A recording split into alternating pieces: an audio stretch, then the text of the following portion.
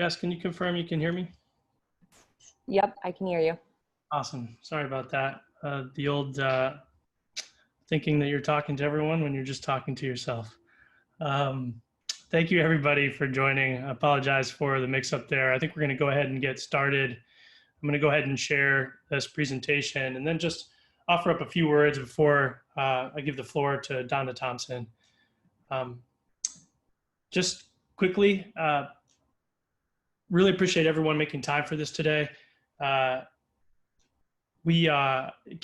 name is Mike Halen. I'm the Vice President of Growth at CareMessage, and we work with FQHC leaders across the country to help them evaluate their patient engagement strategies. At CareMessage, we're focused on one thing, and that is helping underserved populations get healthier through a mobile technology.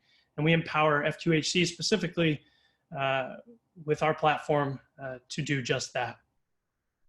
And that's why we host events just like this one. We're a nonprofit technology organization dedicated to helping FQHCs best engage with their patients to improve their health outcomes and financial outcomes for the providers. And we've been hosting community events and webinars just like this one, and we'll continue to throughout this year and next to give FQHCs and their leaders an opportunity to share learnings with one another. If you're a customer and happen to be that, or if you would love this opportunity to do the same, and we welcome any chance to give FQHCs a floor to share all the great things that you're doing across the country that doesn't get shared quite enough. This will be a 30-minute presentation, and then we'll save questions for the end. Please feel free to put those in the chat throughout. I'll be monitoring those, and we'll be reading those off to Donna. If we aren't able to get to any at the end, we'll plan to address those questions after, and we'll share the recording out as well. But without further ado, I'm really excited to introduce you to Donna Thompson. For more than 30 years, Donna Thompson has been on the front lines of patient care delivery. As Access's CEO since 2004, Donna demonstrates daily how a focused commitment to high quality community health care can save lives, revitalize communities, and preserve the possibility of a healthy life for hundreds of thousands of patients across the Chicagoland area. In her years as CEO, Donna has led Access to become one of the largest federally qualified health center organizations in the country, and we're really excited to have her sharing some of the learnings today with us. Donna, go ahead and I'll hand it off to you.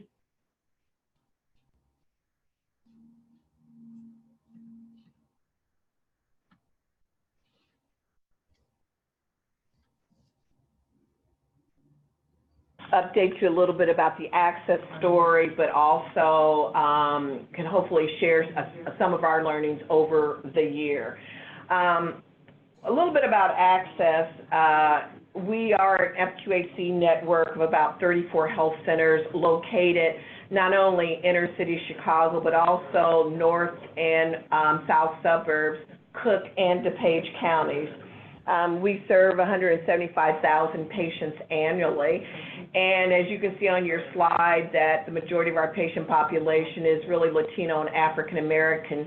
And at the same time, we are located in 16 of the 20 most underserved and poorest communities in Chicago. I think the interesting thing as we have looked at how we've guided our approach, it's almost like politics. Everything is local. And I know for many FQHCs, as you might be in several communities, you understand that going into each community to really find out what's top of mind on their issues as you're trying to navigate and make an impact on health outcomes is really the nature within our own DNA. As we look at many times changing populations, we're always grounded in our mission and our vision. We are NCQA accredited. We take pride in really aligning our technology strategies and how that will help us also to further our vision and our mission. Now, what we'll cover today is really, and again, it's from the C-suite, what we look at as far as how we navigate our impact. I always tell anyone, first you start with a strategic plan that is really led by your board of directors, but as the CEO, really my responsibility is to make sure that that strategic plan comes to life. Also, based on the strategic plan, how do you redesign a care delivery model to support the total health as part of the journey? And we know that as FQHCs, many of us over the years who have gone from a fee-for-service payment structure into more value-based, how do you really marry those? And then also sharing advice I have for FQHC leaders as you are seeking to really innovate and maximize your payment structure. And starting first with the strategic plan, what you're looking at now is our plan that will sunset December of 2019. Historically, when we do a 3-year plan, not only do we take input from the board, external stakeholders, but also listening to the voices within our own organization. And one of the things I must say is that it's important that as I look at our 5 pillars from patient engagement to leadership and community health, frequently to see what is the really book of evidence, what is the proof that we're moving the needle on each of these key pillars. We finished our strategic plan that will be launched starting in January. That is another strategic plan. And the interesting part around this process is that as we've done our own community assessments, listened into our stakeholders, understanding the ever-changing healthcare landscape, many of the areas that we continue to focus on, we've also reset on how we're going to go about achieving those. And one way is that we've created our own integrated health model. Probably in the state of Illinois, when it was looking like more funding was going to be going to 1115 waiver or more federal dollars coming into the state of Illinois, we decided to get out early to really test a model around integration. And again, it called us looking beyond our own walls. It called us looking at putting the patient in the center, but also how we were going to coordinate care, not only within our system, but throughout our partners. We put some big stakes in the ground around behavioral health, but we also equally put some big stakes in the ground around social determinants. Next slide. And so as we looked at how we were going to achieve an integrated health home process, we looked at also what were some of the common barriers. When we think about social determinants, and again, for health centers, many times equally we think about food insecurity, housing insecurity, equally as we think about managing diabetes or heart disease or asthma. And so some of the common areas that we focused on was also areas that we knew we were going to be measured on, looking at our HEDIS measures, UDS, meaningful use, also in paneling our patients were common areas that we look to create metrics so we can measure our impact. As we think about many of the social determinants, we also said, how could we be more creative in making sure that our patients were able to make sure they had kept their appointments as we were looking to close some of those care gaps. And so 3 major areas that we really focused on, and we've been doing this over the last 2 or 3 years, was to improve our no-show rate, improve our cycle time, and improve our third next available appointment.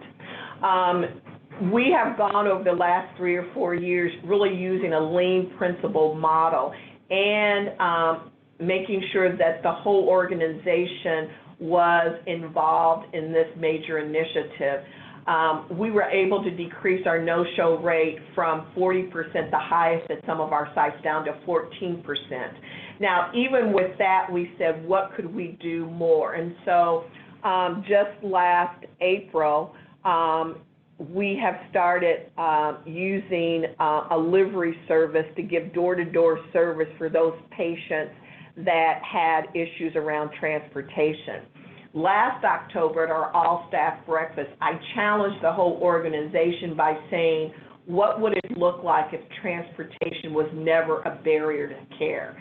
And so understanding how we can make sure that as we improved the logistics of seeing patients, in other words, our cycle time improved from sometimes as bad as 110 minutes down to 38 minutes, we knew that some of the traditional transportation, whether it was provided by the MCOs or some of the public transportation, patients weren't going to be then having, long transportation, long wait times, and then further a long time getting home.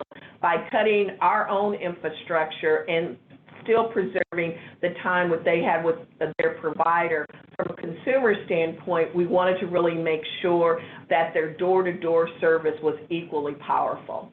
And then again, third next appointment, really making sure that patients got in when they wanted to be seen. And so again, we decreased that by 71%, and so for primary care and OB, also 3 days. During this process, we also started a contact center, and with that contact center that's open from 7 in the morning to 9 o'clock at night, 7 days a week, it was also the ability to schedule those appointments when patients wanted them, as well as by initiating an app that our patients could schedule online 24/7 their own appointments. Now, as we started looking at our journey for value-based care, it was also very important to understand who our patients were. And so when we think about our investment in our EHR, it was important to be able to risk stratify those patients that had the highest need and also the highest cost. Many times you will get this from your claims information from your MCOs, but we really wanted to stay ahead of the game and to really make sure that we were not losing dollars because of not being able to manage those highly complex patients. One of the things that we did, we started taking on care coordination by hiring registered nurses and behavioral health specialists that then would navigate these most complex patients. We've got embedded in our emergency departments care coordinators that can then meet our patients as they're coming into the ER, not only to help navigate them through the system, but also to make sure that they go back into their healthcare home. And then behavioral health consultants. I can remember a time when we only had 1 or 2, but now every health center has that support, as well as the care coordinators and case managers, especially for some of our patients that might have HIV or complex pregnancies. Next. And so it's also important for us to empower our patients with an equal voice. I often say, what would it be like if we had power with versus power over? And for many of our patients, many of them coming from not only disadvantaged backgrounds, but also where there might be language, literacy issues, or even issues around inequalities that they might have faced over many generations. What would it be like if we implemented more of a shared decision-making model? We partnered with Dartmouth Institute and also the American Institutes for Research on how do we jointly develop plans for each patient's care needs, desired outcomes, and also their personal preferences. To date, all of our providers have had training on shared decision-making. We've got tools embedded in our EHR to help us track, evaluate, and understand the efforts from this partnership with our patients. And when we think about utilizing technology for our transition to value-based care, historically, MCOs would do health risk assessments. We've embedded that in our screening tool so that our medical assistants will initiate HRA screenings. Also, our contact center staff is also providing additional resources to help patients complete their HRAs. And again, one of the things that we're looking at is how to further utilize our patient portal, not only in scheduling, but also how to embed risk assessment tools so that patients can be easily navigated to start that process themselves. And then again, provider schedule utilization. One of the ways that we were able to make such a difference with our schedules around cycle time and no third next available and no show rates is that all of those areas are embedded in our EHR. So by health center, they're able to see on a daily basis where they're at with not only provider schedule utilization, but also these other key metrics. We've created huddle boards at all of the health centers so that on their daily huddle, they're able to really talk about not only the patients coming in, but also where they have opportunities around provider schedule. From starting with the front desk, the schedules are never static. They use a approach in which they're constantly looking at the schedule to try and not only accommodate patients, but if a patient calls and says that they're going to be late, or we've reached out as a reminder and the patient needs to change their schedule, we have a process called Tetrising the schedule, in which again it's embedded in the EHR. Now, I'm going to highlight one of our MCO partnerships and how we developed and established key activities for process improvements. I think historically many FQHCs have struggled, and I know we have, and how do we really demonstrate moving toward value-based care based on an MCO's HEDIS measures and what they're looking for. Many times it is about closing those quality care gaps. It's making sure also that the members that we have in our database is accurate with what they're showing. Also that we have supplemental data connectivity, and also do we have an engaged partner, meaning the MCO for long-term success. This particular MCO, next slide, we focused on an initiative on how we could better improve our outcome for some key measures. And this focused opportunity initiative really went from how do you look at annual PCP visits, hospital admission avoidance.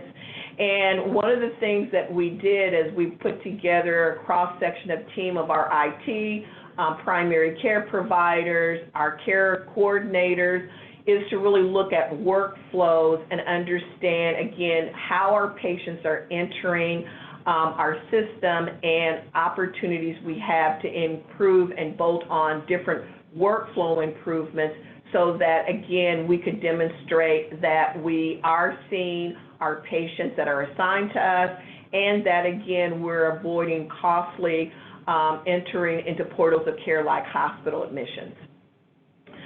In 2019, one of the areas that we continue to focus on was, again, based on the work that we did, how we were able to make an impact. One part of the impact, and you'll see the slide on how we earned additional quality dollars, was that we improved our member outreach 100% for discharged patients from hospitals.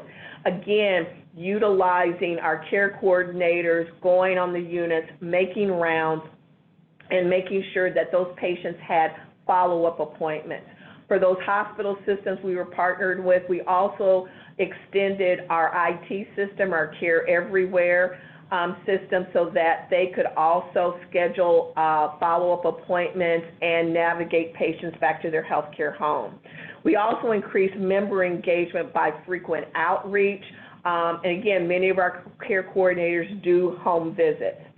We also increased PCP visits so that we made sure, especially with those suffering from chronic illness, that they were able to get the needed appointments to follow up. And again, our livery service has been very helpful in ensuring that at every point of care, patients are always asked, is transportation going to be a barrier? As you can see on this slide and the next one here, how we are improving our total program payment just by focusing in and partnering on those areas that can be high cost. We are expecting to continue to increase our per member per month to our goal of $4 per member per month by 2020. Next slide. And as you can see, when we first started this program, we had membership of a little over 9,900 members, and as of August, that membership went up to 24,000. Part of that was also the convergence of a couple of the health plans. But again, as we looked at these members, our opportunity to use the same rigid structure that we use to touch the 9,900, to use that same approach for almost 3.5 times the membership that we had 1 year later. So what's next for access? Well, one is the rigor around mapping out the total patient experience, not just for today, but how do we support the vision for the near future? 4 or 5 years ago, I had asked the team, what would it be like if we did not have a waiting room? What would it be like if we walked into an exam room and you had comfy chairs that you could start a dialogue and engaging with patients, using aspects of shared decision-making to start the bonding, and then would have doors where you could go into a traditional exam room. Well, we built that health center about 2 years ago, and even now as we're pushing ourselves to not only reimagining the care environment, but also thinking beyond the walls. And when I talk about reimagining the care environment, you know, it's really thinking, where does care start? As we have more and more assigned members through our MCO partnerships, it really is about how do we have not only boots on the ground to start engagement in the communities, but also as we navigate our patients, whether it's in the health center or through some of our telemedicine approaches. It's going to really be mapping that out and also having the structure and mapping out the workflows and then adding on technology where it makes sense. One of the things that we keep top of mind when we think about how to maximize our value-based payments and our work with the MCOs, we really start now with meeting with the leadership of all of our MCOs. You know, at one time it used to be very transactional, where we would historically have our CFO, sometimes a CFO or a CMO who would sit and do the contract negotiations. It really is about how do you really partner differently by bringing all the stakeholders from both sides together to really map out where you're going and how you're going to make impact. One of our MCOs has staff at our contact center who will reach out to their membership to get them engaged and scheduled into our health centers. It's about also understanding that who needs to be at the table to fully encompass what the deliverables are for a contract.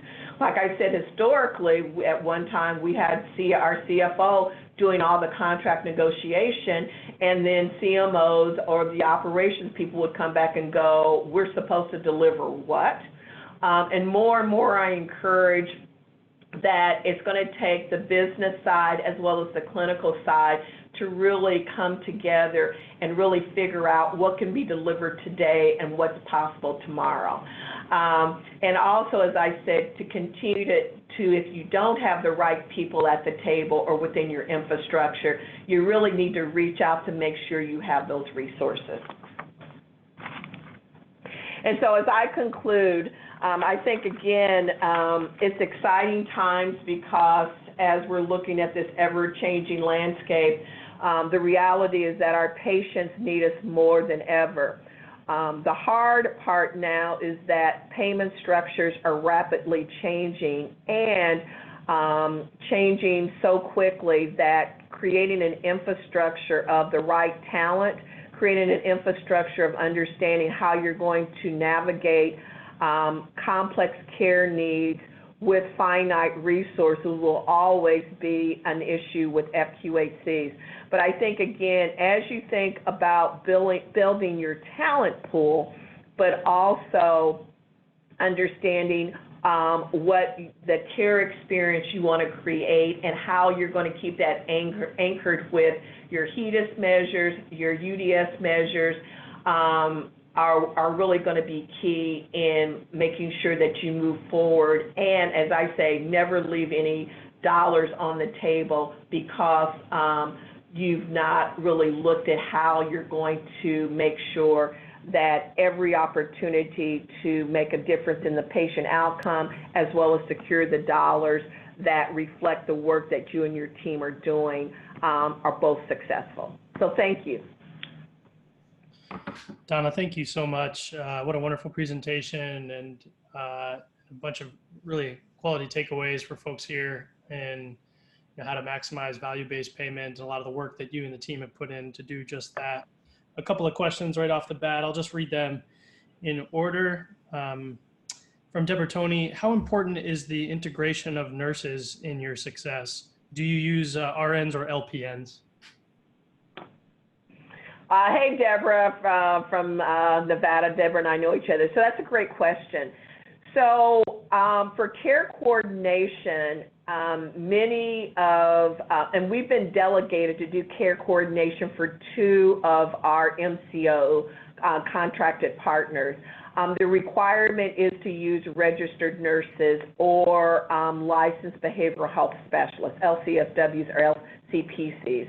I think the opportunity that we've had is how do you then really integrate them in a milieu that might have been more heavily with the provider, an MA, or the roles of primary care.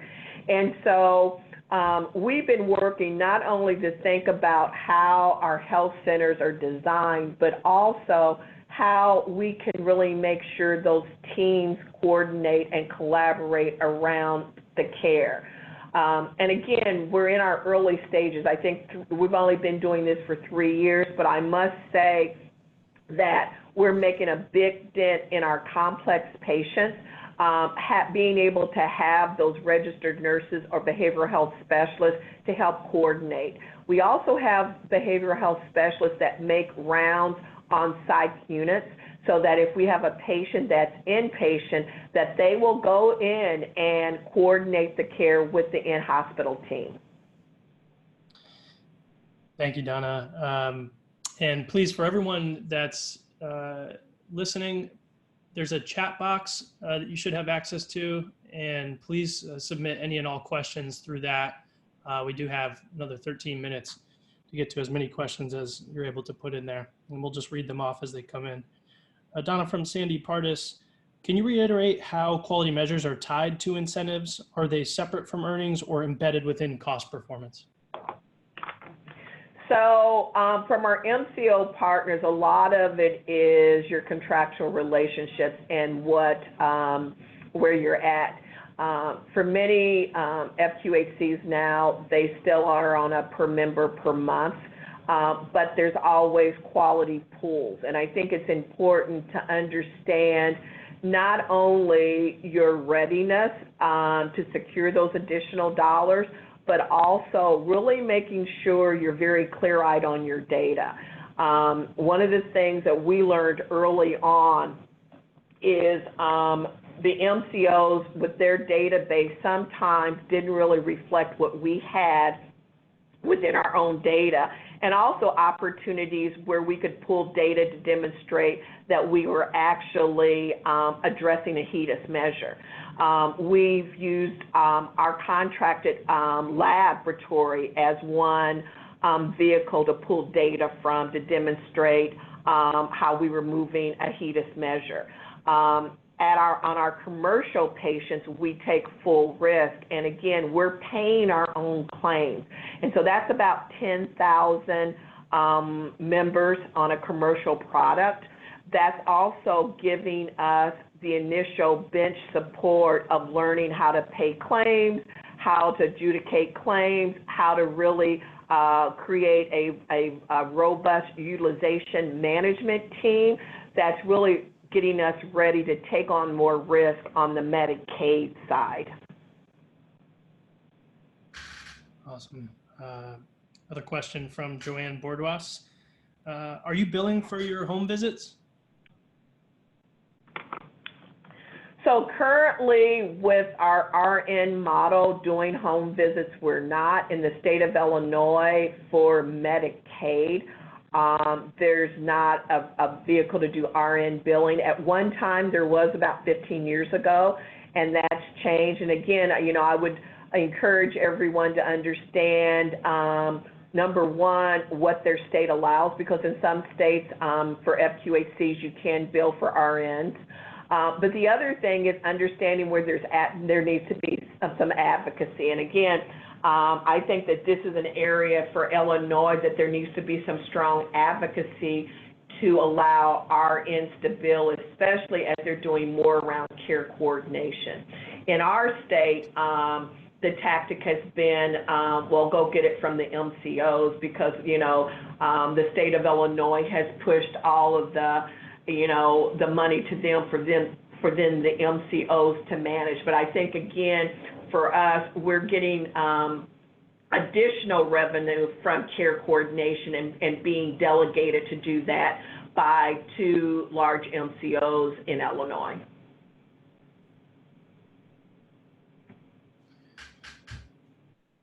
Thank you, Donna. Donna, we don't have any more questions at the moment. Oh, one just came in.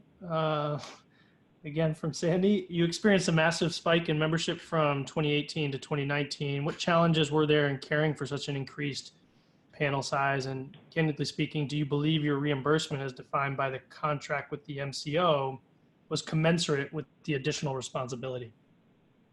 Right.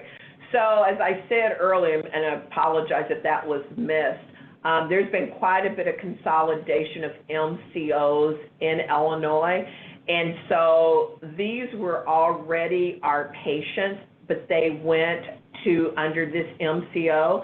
And so what we did is we had 10,000 patients under this MCO. When there was a consolidation of 2 plans together, these were still our patients, but now we had to have the same rigor for these additional patients to really focus in on this opportunity initiative to make the same impact, you know, making sure around hospital avoidance, especially for the ED, you know, making sure that they got their PCP visits, closing those care gaps. So again, what it's teaching us is the rigor that we need in demonstrating what we're doing as far as improving our quality. I will say, because of this focused initiative, we have taken this data, and as we go and negotiate with other MCOs, we're using this as proof of concept to say we can do better. We can achieve these HEDIS measures. We can you know, improve our medical loss ratio. And so that's the other thing I would advise, is that if you've got anything proof of concept where you've done some positive traction with other MCOs, use that as leverage as you contract with other MCOs, including Medicare or even commercial.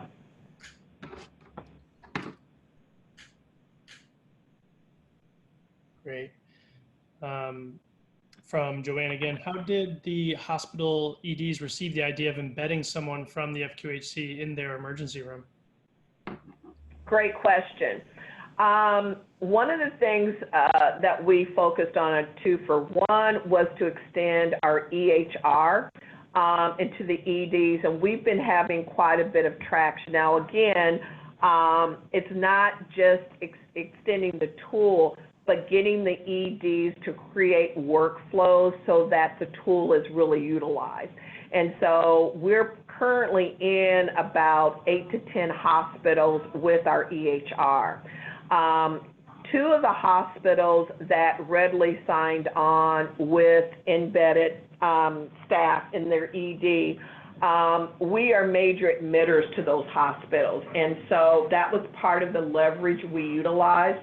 Also, when I sit and we talk with other hospital CEOs and their C-suite teams, I often say making sure that when you build these hospital relationships, it's not transactional, but that you're really coming together, one, around your mission and vision, but two, the C-suite are getting together to really look at what could we establish as success metrics. One area that most hospitals look at is ED utilization, and we all know that the data shows that ambulatory care visits is still up to 70% of ED utilization, and most of those visits happen between the hours when FQHCs and health centers are open. And so understanding how we're able to embed real people, coordinate the care, get them reattached to primary care. And for many, it was the frequent flyers. It was people that when they would come through the ED, was like almost everybody knew their name. For us, it might have been someone who was auto-assigned to us by an MCO, and they had never even walked in our doors. So again, a huge opportunity of kind of rewriting the script on how this was utilized. Also, two of the hospitals that I'm talking about that we initially embedded care coordinators, we have health centers on their campus. And so that was the other reason why we were already embedded, had a very long-term relationship, and it just really made sense to take that next step of how we could, again, keep our patients out of the ED, or if they needed it, to really make sure that there was really key follow-up and more intentional coordination of their care starting in the ED. Donna, from Mark Kaiser, does Access contract in a network with other FQHCs to MCOs, or does it tend to contract itself directly? We contract directly. We've got about 150,000 patients who are within an MCO. Like I said, we've got about 10,000 that are commercial, and then probably 40,000 that are in some type of Medicaid MCO.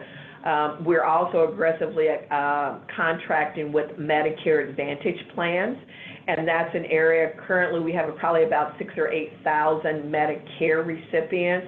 That's an area that we want to have focused growth, and a lot of our learnings from managing on the commercial side, especially with us paying our claims, having a robust utilization management team is really preparing us for taking on eventual risk on the Medicare side. Follow-up from Deborah Donna, was it difficult to have your behavioral specialists make rounds in the hospitals? Great question. The interesting thing was when we started it, we really had a new grad LCSW. She had just got her license, and, I love the youth because I said, hey, here's 10 hospitals you need to go in, make nice, and help navigate patients, and she did it very successfully. And since then, we continued on with that program. And I think, again, one of my visions is that the hospitals where we see through claims that we have the most frequency of our patients, to be able to have an advanced practitioner, a behavioral health specialist, and a PharmD combined, not only to make rounds, but really to navigate a lot of those patients, especially if they've got complex health issues. Also, when we think about social determinants, We did do, working with our complex patients, we did do a home delivery service. We partnered with the Chicago Greater Food Depository, who delivered meals to home to, again, address some of the food insecurity. But again, we know that for some of our patients, housing, food, and transportation are sometimes three areas where they inadvertently end up in very expensive portals like the ED. And so looking at ways that we can address the social determinants as we're also making rounds inpatient and partnering with the hospital care management team, the ED team, and the inpatient team is really going to be key to our future success. Awesome. Last question with 1 minute left. Donna, any advice on coding? This is from Kimberly Race. Any advice on coding? Because I know that a lot of quality measures and payments are based on the what. Absolutely. And so that's an area, again, we have struggled in combination with our Chief Compliance Officer, our medical staff. We just did an intensive coding and training for our OBs.